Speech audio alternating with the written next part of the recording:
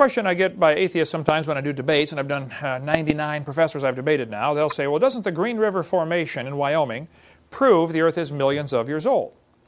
There's a good article in one of the old creation magazines. I recommend a magazine. I disagree with a couple things on them, but disagree with everybody on something except me. But it's really good, from Australia. They've got a good article about the Green River Formation, if you want to read that. Go to answersingenesis.org. You can get their website. I get their, or the magazine, about $22 a year, I think. The Green River Formation is a layer of rock in Wyoming that contains possibly hundreds of thousands, if not millions, of finely stratified layers. Well, if you go to our museum, you can get that little glass thing with two pieces of glass and different colored sand in between. You flip it over and it makes dozens and dozens of layers in a matter of a few seconds. Well, when they dig through the Green River, they'll say, here's a picture of the Green River Formation. They'll say, oh, each of these layers is a different season, and they go by the pollen. They say there's certain pollen produced by trees in the spring. A different kind of tree produces pollen in the fall. And if you look at these layers, it's got the spring, fall, spring, fall, spring, fall. I mean, like maybe even 1,000,000 times. And they call them annual layers because of the pollen. Well, the truth of the matter is, all those things would sort very rapidly, just like the thing in our museum does, sorts things very rapidly. There's only two densities of colored sand in there, black and white, but it'll make 40 layers in a few seconds. Multiple layering, massive layering forms quickly. If you dig through this Green River Formation, you find layers of ash in there from apparently a volcanic eruption. As they drill down through the ash, they count the number of layers between the two ash layers, the number of layers of Green River Formation. And it's up to 35% difference in two different places. You drill one hole, you got 100 layers. You drill another hole, you only got, 60 layers. Why would that be? If those layers are really annual rings, then they should be consistent throughout the whole thing, and it's simply not. So get the article in Creation Magazine if somebody ever says to you the Green River Formation proves the Earth is millions of years old. It does not. Okay, go ahead, John. Who's on the phone here? We've got our very cool, I guess, amateur anthropologist or paleontologist, whatever he was doing at the dig site here, Jared, with us. Jared, did you find out about the problem with the logarithms? Oh, didn't you ever see that piece of paper that I scanned in for you?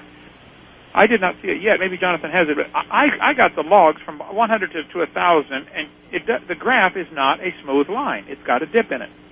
Yeah, actually, I figured out that problem completely, and I wrote up a little paper for you on it. Well, I good. can email it to you if you want to. I don't get email. For one, I get 1,000 a week. I did, and I said I give up. Number one. Number two, I don't want anybody to contaminate my computer, so my secretaries get it. But yeah, I'd love to see it.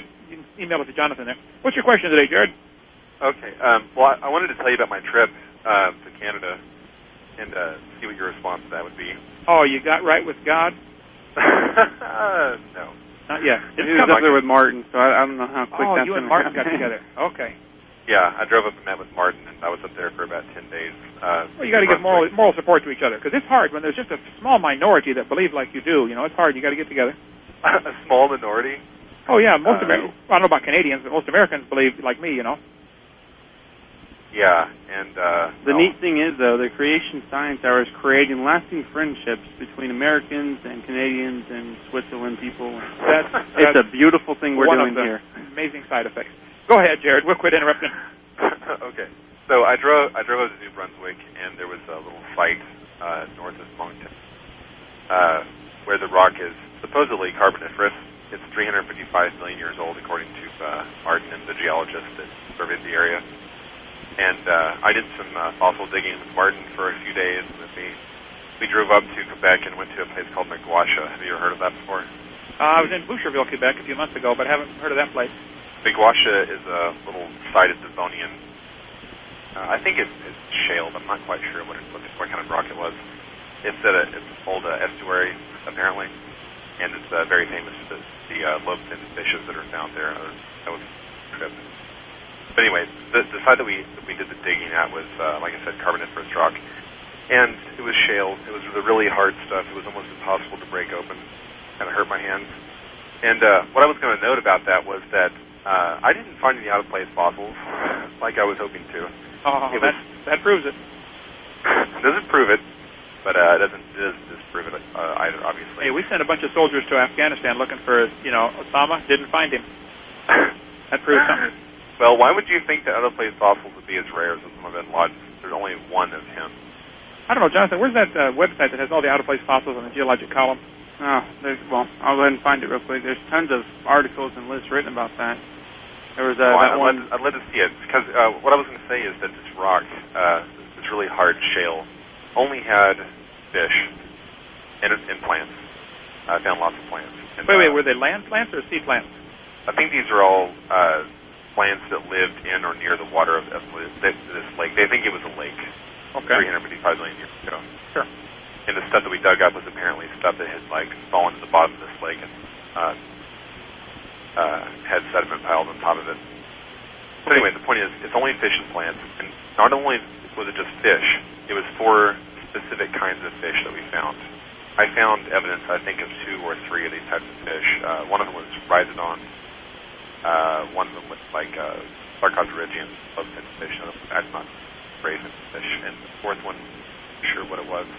But the point is, we couldn't find any amphibians, and we couldn't find any reptiles. There were no mammals. How far into the rock did you guys dig? Huh? How far into the rock did you guys dig? Well, it's like an upthrust. It was like coming out of the side of this hill, and so there was like maybe 5 to 10 feet of rock that came out, and then we also had a jackhammer that they had used to pull some of it out. So you went 20 feet? What? I don't know how many. I mean, it's kind of hard to answer the question because it's been eroded away on the edges. Mm-hmm. Right. So over time, there's no telling how far into this formation we were actually digging. You can't give like a rough estimate or something like that? I mean, did you dig back in 6 inches or 6 miles or? Well, there were pieces of rock that were like 3 and 4 feet long that we would work on at a time, but they had been broken off at the cliff side. Sure. And like I said, the erosion has happened before that. Right. So it's kind of hard to tell. Would you consider looking at the whole picture from the creationist perspective, how I would look at it if I went to the same place? I was trying to imagine what you were saying. We were actually trying to imagine what Hovind would say. In a worldwide flood, you would tend to find animals sorted based upon, number one, cows would be found with cows because cows hang out with cows, and people would not be found with cows because people do not hang out with cows generally. Even if your whole state flooded right this minute, you probably wouldn't find many humans, if any, buried with the cows, just because of association. I guess that depends on what the mechanism is for the flood that you would postulate. Sure. Secondly, you would find animals sorted based upon their habitat, where they live. Sea animals tend to be found in the sea, and land animals tend to be found on land. Okay, you would find them sorted based upon their body density. Certainly animals have a different density. Right.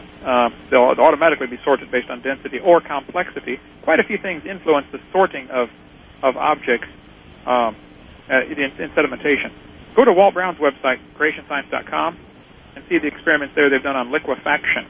You can look at also ICR. They have a video called Grand Canyon Monument to the Flood, and they've got, I think, 5 or 6 PhD geologists who go through and actually sit down on camera and show you in situ fossils in the Grand Canyon. They'll show you marine plants and terrestrial plants right side by side each other.